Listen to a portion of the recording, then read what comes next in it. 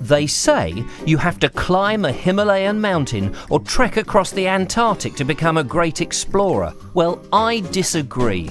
England has some fabulous places just waiting to be discovered by the would-be adventurer. My name is Richard Vobes, and I want to uncover the history of this fabulous country through its towns and villages, its people and customs. I think many have forgotten why England is so special and that its past is so fascinating. I may not have a full head of hair or be the world's greatest intellect, but I'm eager, keen and enthusiastic to learn. So you could say, I'm the bald explorer.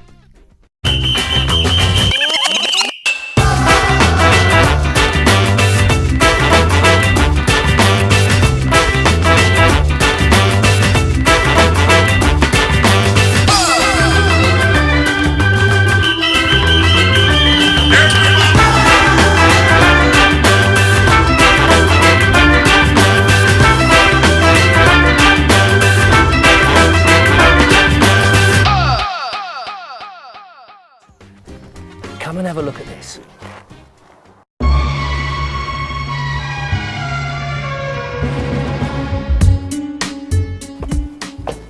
In the 1940s and 50s, you were considered well off if you had a small outbuilding that housed the porcelain bog.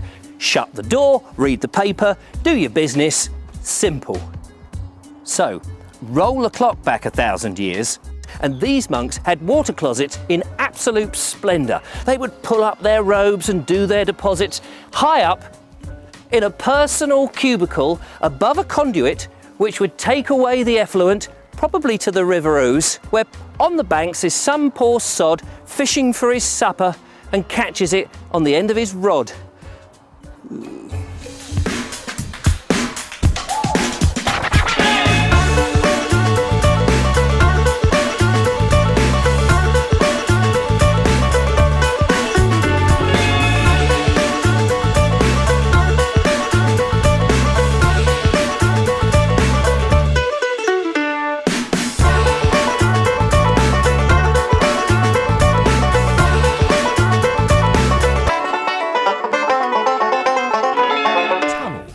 And I do like tunnels.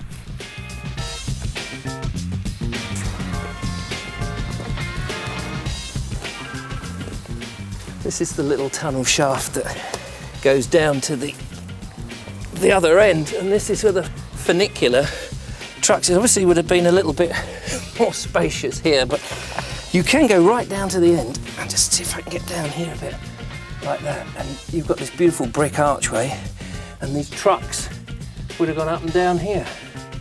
The interesting thing is that the empty trucks would have been brought up by the full trucks in the other passageway going down. So it had a sort of natural pulley system, which I think is very clever. So it's not really as steep as you might think. I mean, if you rolled down here drunk, you might of course have a few problems, but if you're an explorer like me, we've survived. Here. So, John, this was an old chalk pit. Yes, yep, 1790s. The chalk was started here. Oh, really? As far back as here? Yeah, as far back as here. The front of the building used to be the offices, and all this has been built on since. Right. And the chalk's been excavated from here all the way back. That's a hefty bit of chalk. It is many a ton. It was for building. They put the chalk into a furnace or on a kiln, and they made quicklime out of it, and then took it down on barges, down the railway, on barges down to the river, and then it went down to Newhaven. There are several chalk pits around here. Yeah, I've seen on the old maps, they're sort of scattered around. Well, the first one was this one up the top here. You can't really see it because it's been excavated, and then they excavated through here, and then they excavated all of this as well. Queen Mary, otherwise known, of course, as Bloody Mary. But what a terror that name brings to mind. But I gather that Mary was a much maligned queen, and while, yes, she did authorise the death of 300 people who didn't quite agree with her religion, apparently she was a devoted and pious woman. Now, I agree it is completely difficult to feel sorry for a tyrant who orders her subjects to be burnt at the stake. But you've got to understand the times and the importance that religion played on the psyche of the population. Religion was everything. From the moment you were born, how you worshipped your God mattered, and it determined whether you would ultimately be united with the Holy Father or burn in the fires of hell.